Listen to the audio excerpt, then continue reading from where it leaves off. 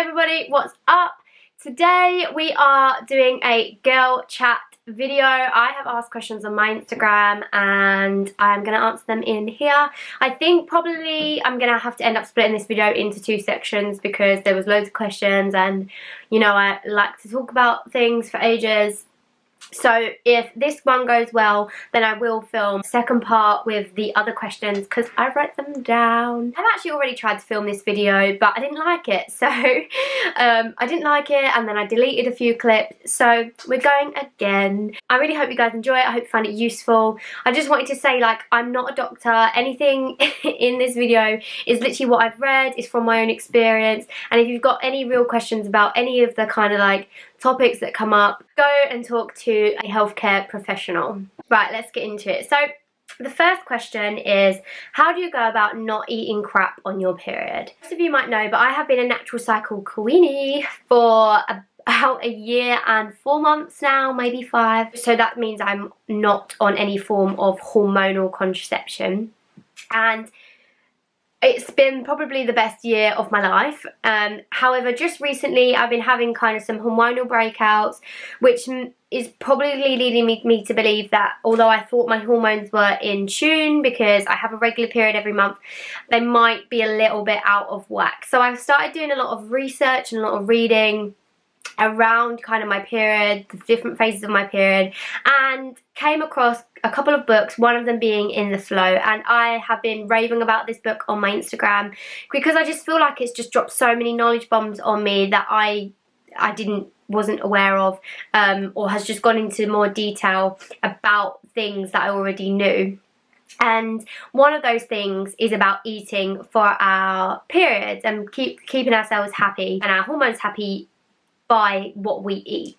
So when we are bleeding, so when we're having our period, our hormones are at an all-time low. So to kind of stabilize our hormones and make sure we keep everything in check, we want to be making sure we're kind of upping our protein and eating some healthy fats because that's going to help our brain adjust to those dip in hormones and just make us a little bit more happy and a little bit less grumpy.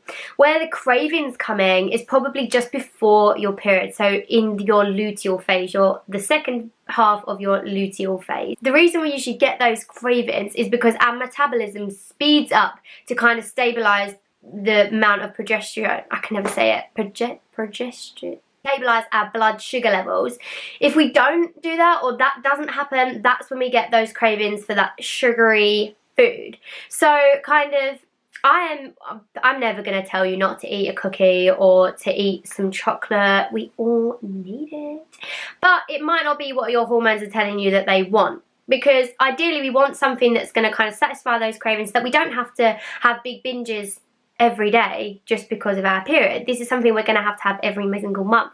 So to kind of combat that, what I do, and it's kind of what the book suggests anyway, is you want to up your slow releasing like carbohydrates. So you know, like your sweet potato, brown pasta, rice, all those really warm hearty meals that you can eat throughout the day. So you might have to like prep your lunches, but rather than just taking a sandwich, take something like your leftover spaghetti bolognese, take your leftover veggie shepherd's pie with sweet potato mash. You know, those hearty foods that are slow releasing, that are going to keep you fuller throughout the day and are going to kind of give you that sugar fix. You can also up your like natural healthy sugars, so you know, like some extra fruits, like snack on some apples, some roasted veggies, stuff like that. Because yes, cookies, chocolate is great and sometimes we just want it and we need it, and you know, there is absolutely nothing wrong with that. But I think when we're thinking long term and we're trying to think, right, okay, like how can I make my period the most enjoyable experience for me, then we can think about what we can do every single month. So that's what I do, and I do tend to find it works and it stops me having those like real big kind of binges. Because at the end of the day, the more we focus on putting the right stuff into our body during the luteal phase, so just before our period starts, the more that's going to prevent those really big like energy dips we can have while we're on our period. So the second question that I've been asked is about exercising around our periods. I feel like there's a common topic here because I don't never stop banging on about them. So again, similar to our food, there are different ways that you can kind of exercise according to your cycle and what point you are at in your cycle. However, I do honestly think this is going to be down to you and your body and how your body feels. So for me, I am still kind of, I never paid much attention to what was going on during the month about my exercise. It's only really since lockdown and I've been forcing myself to kind of work out from, not forcing myself, but I've been working out from home and working out actually probably more regularly because it's so much more accessible, that I've really noticed when training feels really easy and when training feels really hard and when I've got loads of energy and when I don't. And as I've been doing more reading into kind of like my cycle and stuff and how exercise can affect our periods, I've started to notice some kind of trends. Obviously, if you know me, you know I do lots of different sports. I love running. Well, let's get this straight. I don't love running, but I am running at the moment. I love weight training, and then obviously I do a lot of gymnastics. So generally throughout the month, I'm doing a lot of different types of activity. So I've never massively stopped doing anything because of my period, but now I'm reading more into it. I am a little bit more clued up about what should happen. So essentially, you've got two halves. So the first half of your cycle, you've just finished your period, your hormones have gone from really, really low and they're starting to increase. So you are going to have loads more energy. So if you want to get that cardio in, you want to get you're running, you want to get on the bike, you want to do a dance class, you want to have a sweat and do those kind of medium intensity classes, now is the time to do it because your energy levels are on the rise.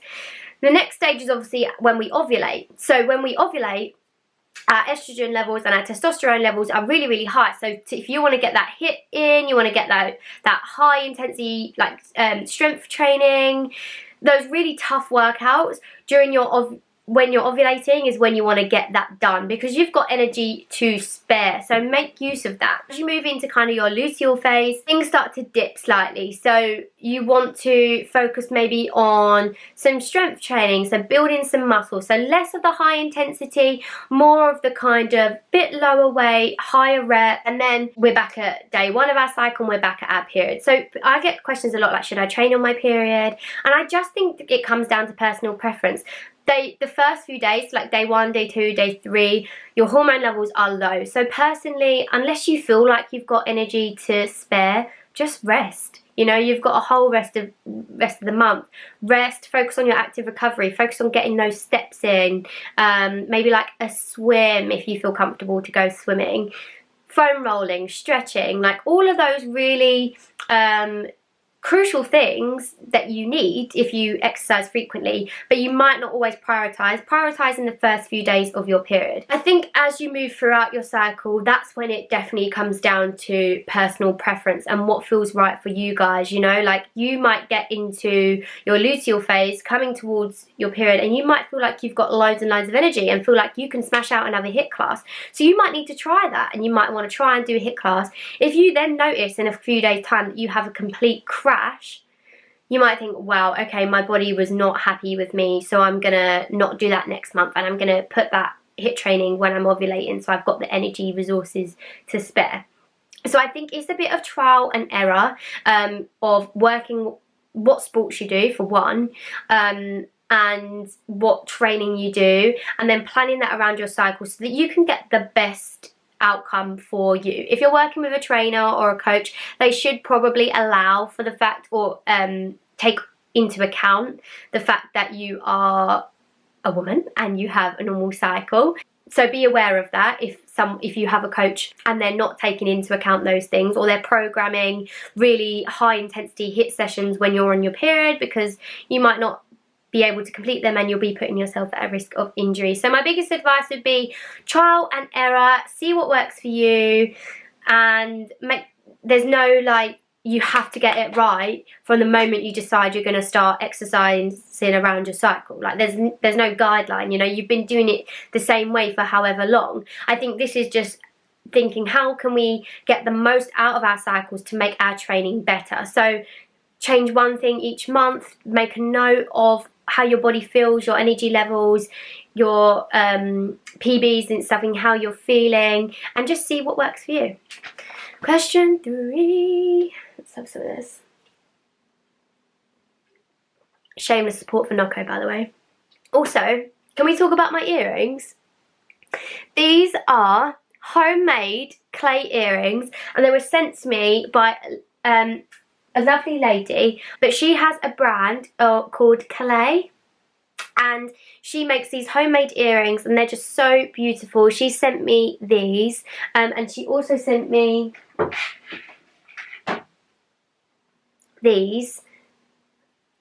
I'm not sure if you can kind of see the detailing, but they're so lovely, and I absolutely adore them. So what I'll do is I'll tag her Etsy store in this YouTube video.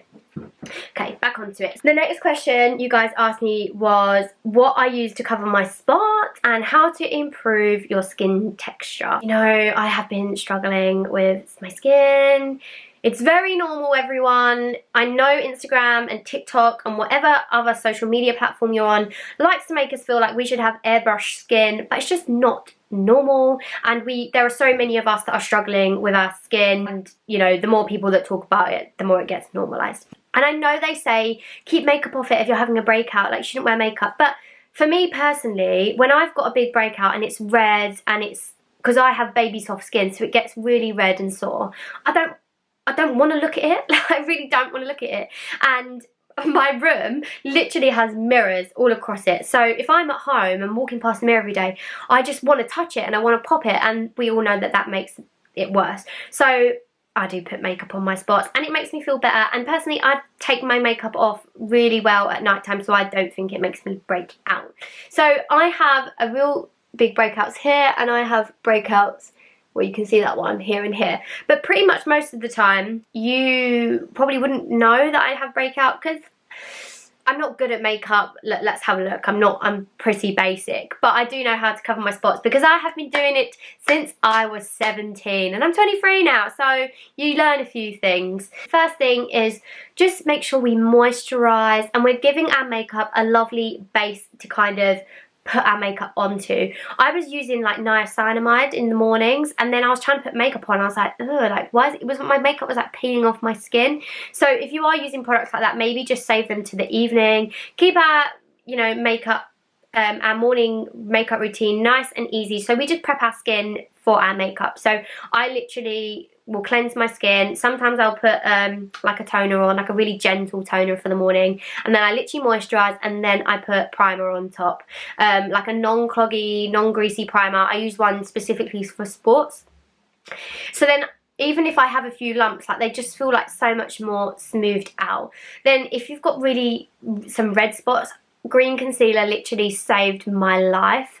So I just put like a tiny little dollop of green concealer and on the real red spots, and then I just do my makeup like normal. What I sometimes might find, if I do my makeup like normal and I can still see them, I'll put like a little bit of concealer on top and kind of blend it out so it looks a bit more less red or less dark. But I am quite lucky, my spots and my scars aren't that deep and that dark, so I can get away with a really light foundation. So I use the Bourjois 123cc cream in the second shade. I can't remember what it's called, but at the moment that has actually run out and I have it in the lightest shade, so I mix that with my L'Oreal True Match, and that's what I've got on my face at the moment, and I really like that combination. It's not too high coverage, but it's definitely buildable. And then I literally just use a concealer from Revolution, and yeah, I never have any problems. My skin looks great in pictures. As for skin texture,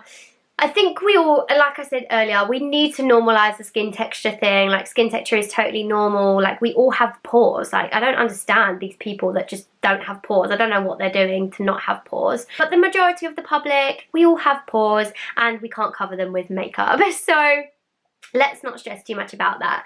In regards to like skin texture, I have not been in a situation where I have had like pocketed skin. Like I said, I've got baby bum skin, so it literally just scars quite easy, so it usually just goes red rather than making an indentation. But when I was 17, I completely destroyed my skin barrier just by putting constant products on it because I wanted to get rid of my spots. Every home remedy under the sun, lemon, aspirin, honestly, all. And in the end, it just was not great for my skin, and my skin was not happy with me, and my skin was like shedding layers. And I went on Roaccutane, and that was fixed until I came off my pill and ruined it. But she said to me, Sophie, like, you have to moisturize, and so you want to keep your skincare nice and gentle. Like, let's stop this idea of that if it burns the better, because it's not the case. Keep it nice and gentle. Make sure you're cleansing.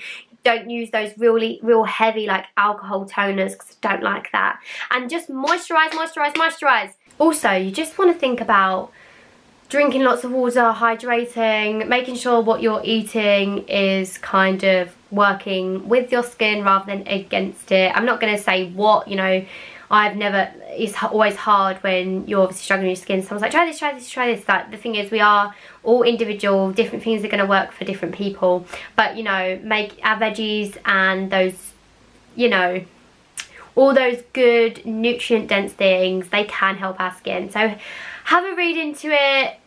Don't be putting all these different things on your skin. And also, if you start a new product, give it time to work. Next question is what I've been using on my skin, and I have just recently reintroduced salicylic acid into my routine because the product has worked for me in the past when I was suffering. When I first came off of my pill, it really worked for me. So I thought, do you know what, why haven't I tried this yet? So I reintroduced it, and I'm not joking, 1 week after, I had the biggest breakout on my cheeks, and it was sore, and I was like, oh, what is going on?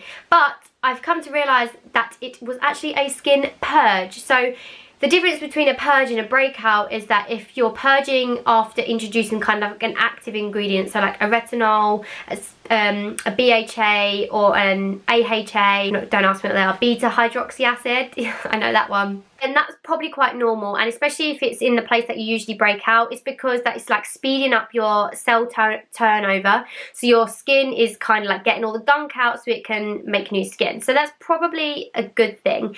And they say you have to give it like a full skin cycle, so like 28 days, so anything from like 4 to 6 weeks, I think. If it lasts any longer than that, or if it's sore or if it's itchy, then you should probably stop. So I was like, what is going on? I was freaking out, and then I was like, okay, Sophie, we've just introduced an active ingredient. Let's see how this plays out for the next week. And so what was happening, I was getting like a really big spot, and then it would go down 2 days later. So that kind of gave me the idea that I was purging rather than breaking out. However, I am still going to go to my doctors. I don't want to take any kind of oral medication for my skin. I've been there, done that, got the t-shirt. I just kind of think my skin needs maybe a topical retinol treatment, because obviously I've been on Roaccutane, it worked really well for me, to kind of see what happens. So I think it depends on what type of skin you have, but for me, I like keeping things really simple, really gentle. I've got kind of oily skin, so I use a cleanser by La Roche-Posay that targets oily skin. I then will use my salicylic acid toner from Nip and Fab. I find it works really well for me, and you use it like 3 to 4 days. I do use it 5 because my skin can handle it. And then I use the moisturiser that I've always used from L'Oreal. And I think people underestimate just the importance of a regular skincare routine. Keep it consistent, see how it plays out, and you know, if you are having some real trouble, speak to your doctor, or if you can, maybe a dermatologist, to see what's going on. Someone asked me about body hair, and they said they're like quite shy about it and they don't know what to do with it, and asked me what I do with mine. So I shave my legs and my armpits, and then I wax elsewhere. I just find this works for me, and I do get rid of my body hair. That's not to say that body hair is gross or you shouldn't have it. Like, do what you want and do what you feel comfortable with. I think society is completely changing, and you don't have to conform to these norms anymore. However, I just feel comfortable when my hair is off. So I actually think I am going to go down the laser route next, just because I think it's easier and it just make my life so much better, and probably going to be cheaper for me as well. So I'm going to go down that route. But look, as someone that's been in a relationship for 4 years, I know we don't have, like, this is not saying we do everything to please men, but obviously some of us have those fears from what we're told to believe about boys. And I've been with my boyfriend for 4 years, and I want to tell you, like, I don't really think it matters. And if you're with someone that is saying things like that, then they should go in the bin. You know, I'm not going to try and justify it, but it's literally as simple as that. Like, if you want to keep your body hair and your boyfriend's like, I want it off, then you say bye to the boyfriend, not to your body hair. Like, our men have got to respect our decisions, and luckily my boyfriend does. So don't be self-conscious of it. We all get it. All women get it. You will not meet one woman that does not have body hair. It's just whether they choose to get rid of it or not. So I think the more it's normalised, again, the better it becomes for everyone, and the less, you know, shy and embarrassed we can feel about it. Okay, so I hope you enjoyed this video. I know it was a little bit all over the place, but it was the start to, well, it was the start of some girl chat. I love these videos. I love these sit down videos. Like, unless I'm like going to gymnastics, I really don't like vlogging in my house because boring. What am I going to do here? And I'm just a bit uncomfortable in front of the camera. So yeah, I love these sit down vids. And so if you enjoy this video and you want to hear more about some girly stuff, please give me a like, subscribe, comment on the vid, and I will film a part 2 with more questions. But thanks for watching.